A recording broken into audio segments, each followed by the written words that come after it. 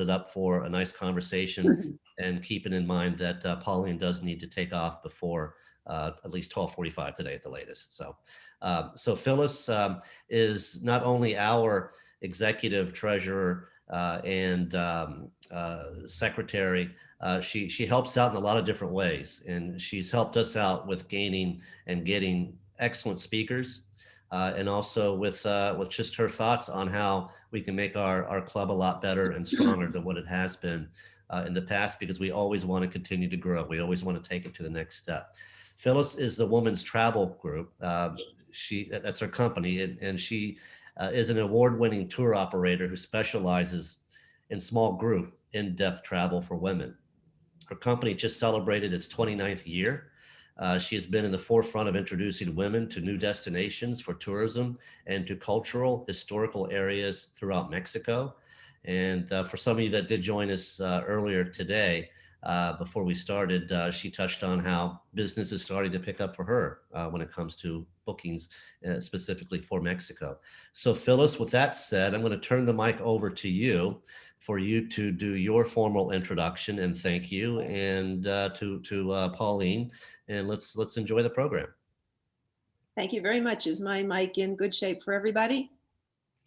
Excellent. Okay, good. First of all, Pauline, thank you very much. It's a particular pleasure for me to be speaking with you today. My very first trip as a married woman, very young, was Spain on $5 a day. And it was truly $5. So I hope you share that with your dad. Every introduction. I will. Yeah. And it was a fabulous trip. Every introduction starts with Pauline started traveling at age 4 months. They don't always mention that you were first an actor. Very interesting. I'd love to hear about that another time. That you moved to guidebooks as a apprentice initially, helping your dad. And Wayne mentioned that you're now the co-president of Frommer Media, editorial director of Frommer Guidebooks, author of best-selling Frommer's Easy Guide to New York City and Frommer's New York City Day by Day. I noted on your Wikipedia that you also were the editor of Frommer's Italy. Very jealous. But Pauline is incredibly prolific. At last count, I counted, I told you the other day, 583 excellent blog posts on frommers.com. I see you posted today on Twitter at Frommers. And I haven't had a chance to look at your Instagram photos. They have to be amazing. So maybe we could start off with this fascinating blog post you did, where you asked famous American writers to talk about places in the United States that they loved. And I highly recommend that all of you read this particular post. So tell us. Well, that was a full-blown article. We spent months working on it because every year Frommer's brings out our choices for the best places to go in the world. And what we usually do is the Frommer guidebooks are all written by local journalists. We think that you get a better amount of information when you're talking to real experts, people who live in the place. And that way we're different than, say, Lonely Planet. They tend to use a team of what I call parachute artists, people who parachute into a destination and figure out all about it. For the most part, we use locals. And so we ask them usually, what's going to be hot in the coming year? What's going to be great? But that seemed like a strange exercise to do this year. And because we have been deeply distressed by how divisive the United States has become, by how polarized we are politically, we decided we wanted to do something to help. We thought maybe if Americans know about their country more, maybe if they read about their history and look at what is really great and what we can all agree on and be proud of, and also maybe look back on and say, oh, I didn't realize we did that to this group of people. And to get more attention to it, we decided to reach out to the authors we love. And so for this piece, we had writing for us David Sedaris, Jodi Picoult, Gloria Steinem, Sahar Mustafa, who's an incredible Muslim American writer, Kim Johnson, who's a fabulous African American writer, Timothy Egan, amazing historian, Daniel Okrent, another top level historian. We just got Fanny Flagg wrote a beautiful thing for us, as did Cheryl Strayed. Cheryl Strayed waxed poetic about the Oregon coast. And so we created a really nice article that we were really thrilled. The Washington Post picked it up and wrote about it, as did the Associated Press. So it was a little different than what we usually do, but it was a labor of love. So maybe I'll dig up the link after this and send it to everybody. I think that you neglected to say the beautiful post about Independence Hall in Philadelphia that you did. And if you don't mind, I'll read one paragraph. Please, thank you. I found it so timely and so instructive. So this is Pauline writing about her choices, Philadelphia and Independence Hall in particular. Well, this was myself and my father. We did this jointly. Okay. United States, a country where the ideal was balance, a system with so many different actors that no one person or party could amass unfettered power. That balance, that focus on governing together rather than obsessing over who is winning or fixating on the personality of specific leaders is something Americans need to aspire to once again. Without it, we are betraying our founders and ourselves. I thought that was extremely timely and bold. I thought it was bold. Oh, well, thank you. Right now, unless we get our country back from the chaos it's been in, we won't have a country, I think. And as a business person, to boldly stand up for unification doesn't feel that bold. It feels necessary. So to cut to what we're all talking about, what do you see as the best or the worst for us in the industry, say from the second half of this year? That's a very broad question. Yeah, I mean, I think, knock wood, a lot of it, I think what we've learned in the last 10 months is that we humans aren't in charge, that nature plays a big role in how our lives are shaped, and nature in the form of a terrible virus this time. A lot of it, I think, that we humans aren't coming back. I don't know what's going on. Somebody's chatting. Oh, okay. So knock wood, the variants don't push us off track. Knock wood, the vaccine is able to be quickly and widely given to a lot of people. And I'm hoping that by midsummer, we are starting to travel again. But I think that we're going to be traveling with a different mindset. I do think that for a long time, perhaps nature destinations will be more popular than urban ones, because people are getting used to wanting to be away from other people, and that's easier to do in natural destinations. I think because of the way things are going to go, people are going to have to travel with masks on. And we're facing a lot of chaos in the economy, not just our economy, but the global economy. And so that will shape where people go. I think people will be looking more specifically at safety issues. What places have good healthcare? I might go to Germany in the coming year rather than, I'm not sure which, I don't want to name a destination because I don't want to tar them, but I might go there because they're known as having the best healthcare in the world. And I know now, because of what I've gone through for the past year, that that's very important. So I think our priorities are going to shift going forward.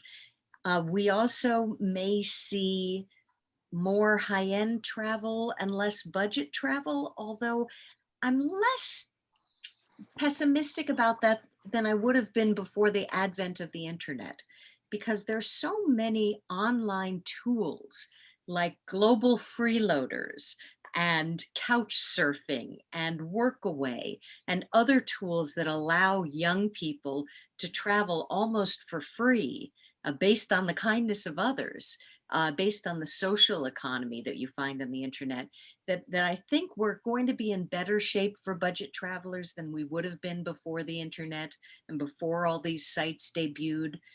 That's what I'm hoping, but it's going to be interesting. I think that travel is going to become something that we still do, we still crave, we still consider valuable, but it may become a big thing rather than something you do 3 times a year. It may become a once a year thing that's longer for many travelers. Interesting.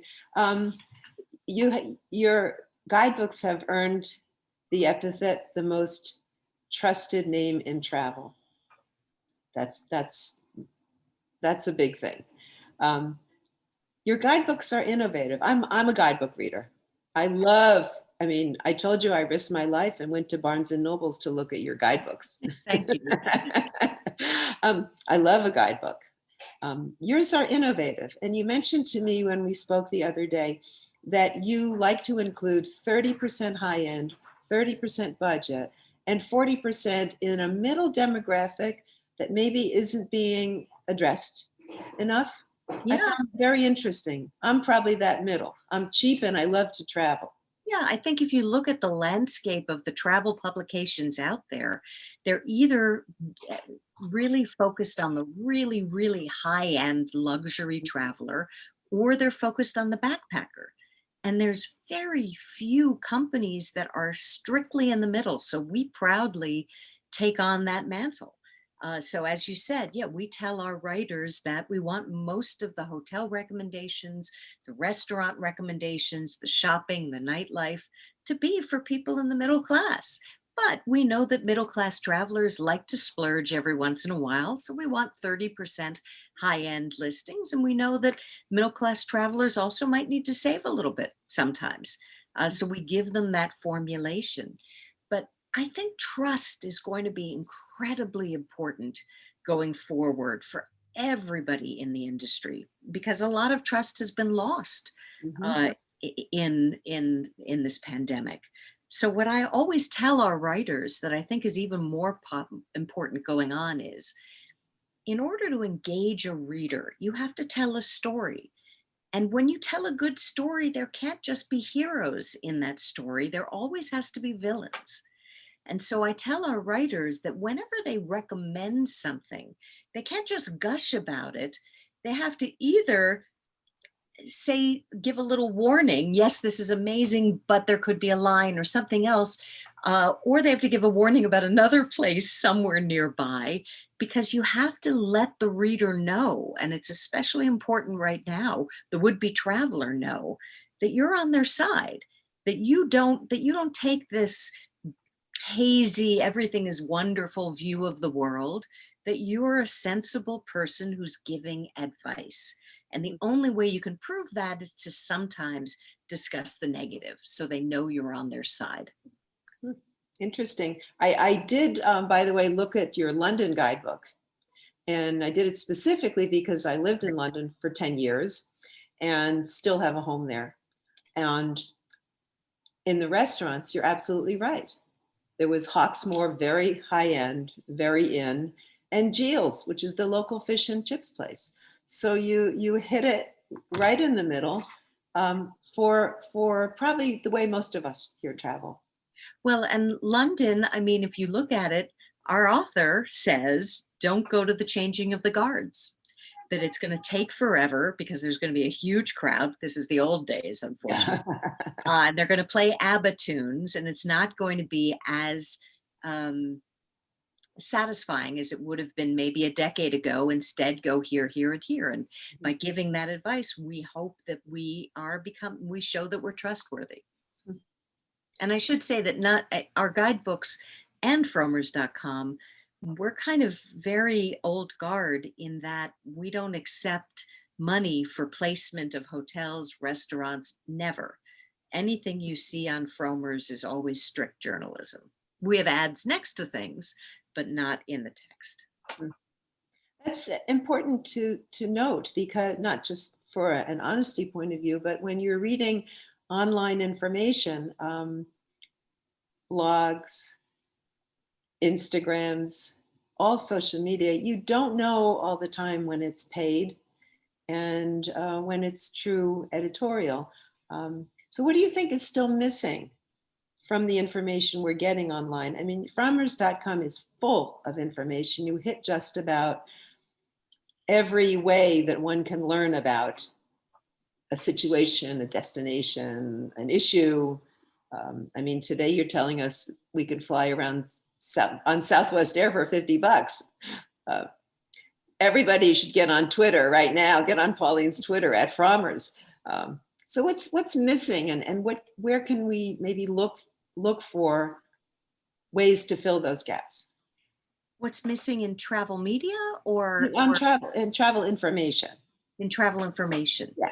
Well, it's interesting. And this may be self-serving, but I've been seeing a real pushback against influencers recently.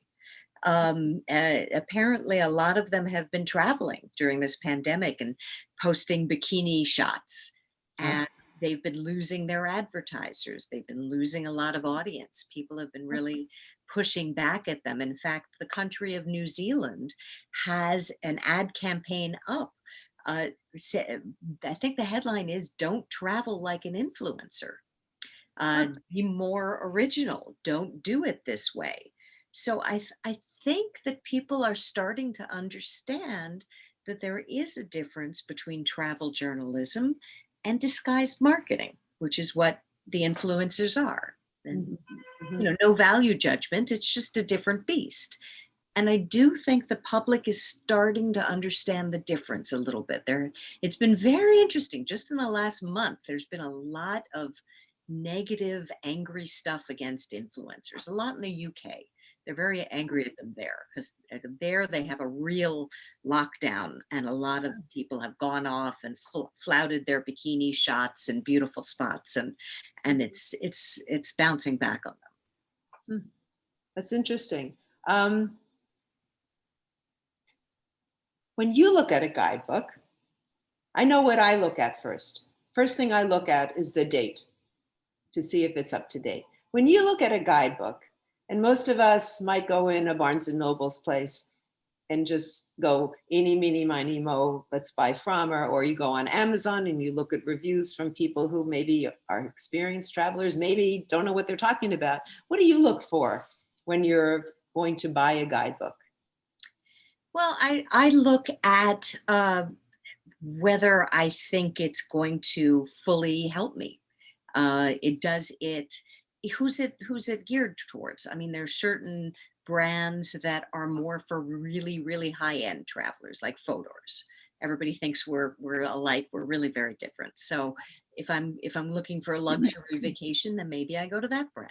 If I'm looking for something that Lonely Planet was created for Australians, and Australians have far more time than the rest of the world does to travel. That's why they include every single tiny town and teeny tiny reviews of many more restaurants that we do. Our guidebooks were created specifically for American travelers. And so we know American travelers have very limited time. So we are giving them what we hope to be a very curated look at the world. We have star ratings. We proudly do that so people can quickly see what's worth their time, because we know they don't have much time. But there are other guidebooks that are more for nature types, more for urban types. I mean, there's all kinds of different things you can look at. And I should say also, coming out of this, we are pretty proudly hibernating right now, the guidebook side. We're very busy on Frommers.com, but I have stopped the research of all guidebooks because I think that the world is changing so drastically right now that if we were to research a book right now before people start traveling again, I think it'd be useless. And I'll just say that I am somewhat alone among my competitors in that. A lot of my competitors are bringing out books. If they brought them out in the last couple of weeks, they're bringing them out in the coming weeks. And I can't imagine what they filled those books with, because things are changing so drastically. When all of my manuscripts were coming in April, May, and June to come out this fall, and I just canceled them. I stopped them and I said, let's hold on, and we're going to research these when things calm down. So that's what I'm going to be looking at, actually, is I'm going to, because I know about it, I'm going to look at when it was researched. Yeah. So besides guidebooks and influencers, and I have to admit, I didn't realize, I don't know who the influencers are. Maybe I'm too much on the other end of the scale.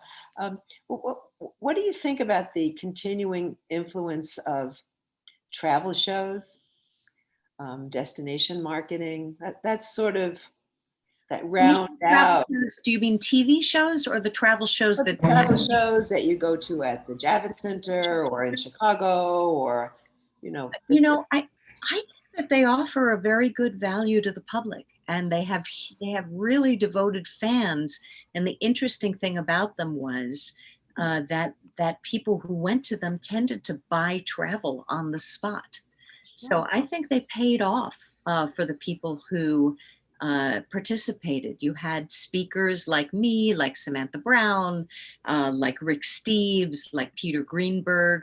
We stood on stage and tried to be as honest as we could. But we also, about things that you had to watch out for, but we also tried to give inspiration. And we would discuss what are the destinations you might not have thought of. That would be really great to go to, and here's why. And so I think a lot of people would go to those shows drawn in by, oh, I love Samantha Brown's TV show, I love the Frommer guides, I love the Rick Steves guides. But then once they were there talking to people at the different booths, they bought, because they got ideas, and ideas they might not have had before. So I think that they used to be very successful. Going forward, will people go into a convention center? That's the question. I know they've been doing them online, and I'm sure there's value to that, but it's going to be interesting to see what happens to the model. I mean, it'll come back.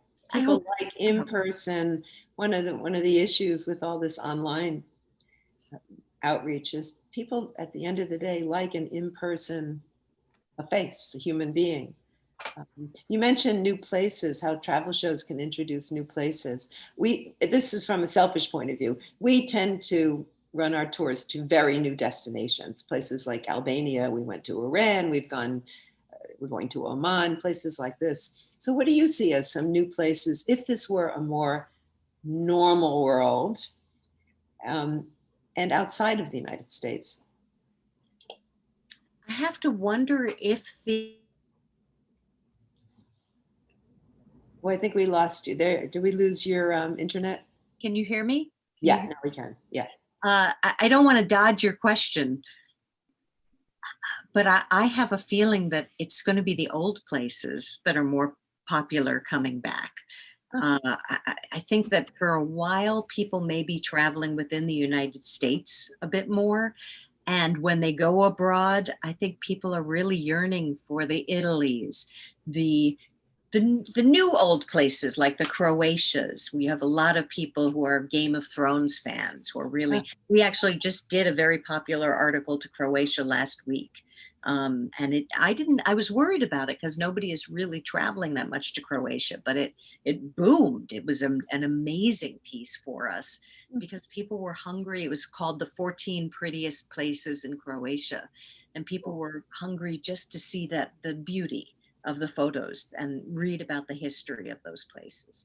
So in terms of other places, well, there's some places like Haida Gwaii in Canada is a very interesting up and coming destination. I think Taiwan is an interesting place for people who want a kinder, gentler China. because the people there didn't go through the Cultural Revolution. They don't spit, they don't smoke as much, and they tend to be friendlier to visitors. I've found, and I think a lot of people who go there do. Um, I mean, there's so I have a Taiwanese daughter-in-law, so oh go wow. Taiwan. Taiwan, yeah, Taiwan's an amazing country. It's a fascinating, really welcoming destination. A very different. I remember when I went to China for the first time, the first thing I learned was "bu yao," which means I don't want it. Please stop. You know, 'cause you just are constantly having people coming at you, and you just don't get that in Taiwan. It's a much easier place to visit. So, thinking it's interesting you mentioned China versus Taiwan. When we start traveling again, and this is something we've been facing, not just the last 4 years, but before that, how can we be good ambassadors?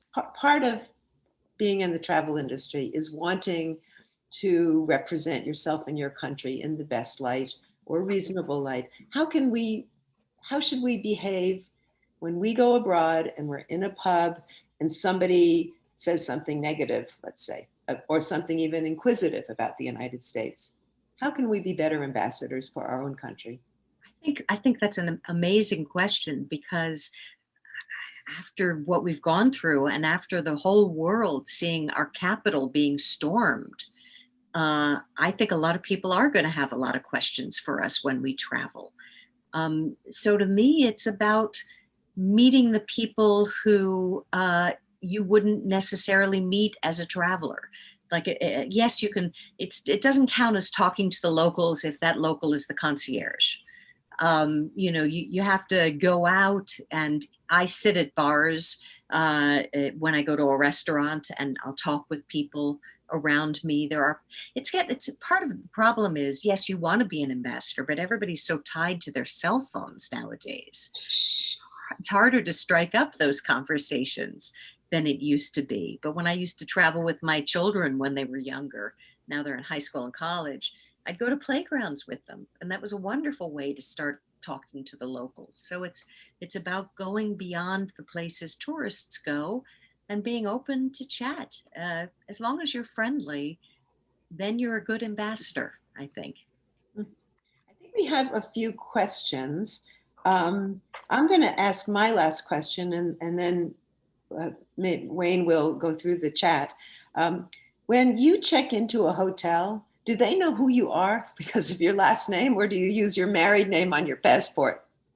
Well, my married name isn't on my passport. So if I'm in a foreign place where I have to turn in my passport, then they find out. But I often use my husband's name. And because of my radio license, I can't take freebies.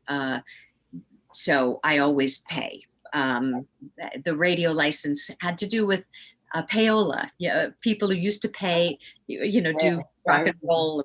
So anyway, so yeah, so I don't know. Sometimes I get caught, but most of the time I don't. You have different glasses to wear, right? Different colors. I don't think people know what I look like. So Wayne, are there any questions in there? Because I don't want Pauline to feel pressured. It's an appointment. We're all waiting for your father to get his shot. Now we're all invested in this.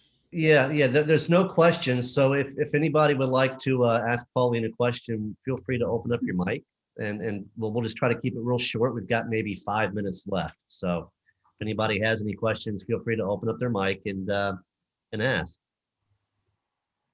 If nobody has a question, oh, sure, go ahead, John. Yeah, just a couple. One, your dad and I go back a long way.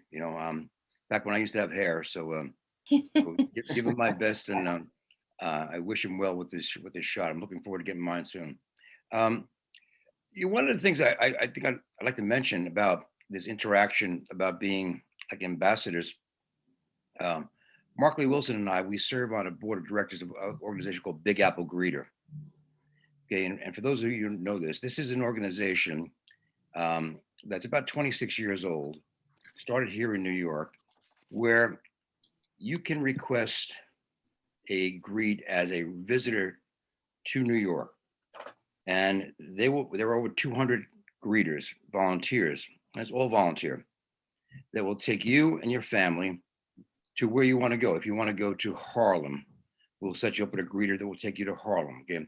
If you speak German, we'll get you a German speaking greeter. Okay. And what we found over the years, and Markley, please feel free to comment too, is that it builds relationships that go beyond just that few hours you spend together. And with the advent of the internet, is an ongoing dialogue. Well, this organization now has grown, and I think they're in 138 countries now. So it's a great way for, if you're visiting someplace, go onto the Greeter Network, okay, and you can request a greet, and it's absolutely free. There's no charge. So it's something that I would encourage anyone. Now in New York here, the mission is going to be, as we come out of this COVID, is to have people come to New York, but it's going to be initially directed at people that are local. When I say local, regional, because the international market is not there, won't be there, I think, for many, many, many months. So thank you, John. I forgot to ask Pauline, since you have this prize-winning guidebook for New York, for a couple ideas of places that we don't even know about. And thank you for mentioning New York Historical. Yeah, sure. And the greeters are an amazing experience, even for New Yorkers. Yeah. Does everybody know about the Federal Reserve? New York City has more gold than Fort Knox in the financial district. In fact, when 9/11 happened, a lot of the police didn't go to ground zero. They went to the Federal Reserve building to protect it because they thought that might be why the city was being attacked. New York, one of the reasons we have such incredible skyscrapers is the foundation is schist, which is the second hardest rock on the planet. So it's a very good foundation for skyscrapers, and they were able to dig the vaults into the schist rock. And in order to visit the Federal Reserve, you have to apply a couple of weeks in advance.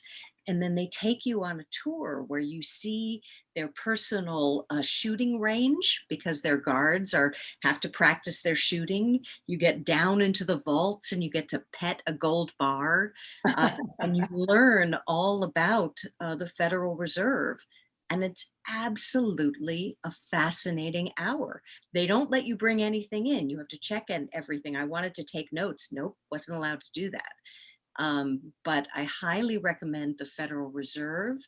And then there's something called the Museum, which is spelled M-M-M, Museum, M-M. And it's a former elevator shaft in Chinatown in Manhattan that they've turned into this tiny museum. It's only open in the summer months.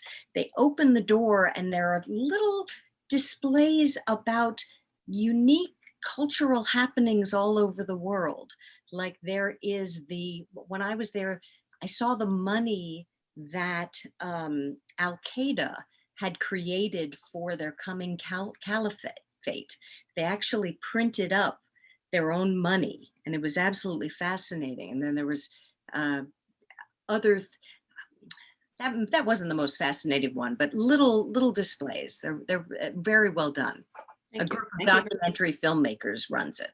Thank you. And thank you, by the way, for offering to donate a couple guidebooks, which we will use to raise more money for our hospitality fund. Absolutely. Which for people who don't know, is going to hospitality workers in New York who have need. Oh, absolutely. It's a national. So should we let you go so that you can? I should probably go, but thank you so much. It's been a delight. And I apologize, I have to run. He was supposed to do it last week, but it got changed. No, we're all with you. Go. Yeah. Bye. Thank you very much, Pauline. Excellent. Thank you. Thank you, Phyllis. That was great. I mean, to hear all of this historical about New York City, I wanted to listen more. I'd like to introduce our Skull USA 2021 president, Jim Dwyer. Jim is going to, first of all, unmute himself, I hope, and talk about Skull USA, the Skull Clubs, where we are 2021. Probably we'll touch on the dues assistance program. and also the North American Congress coming up in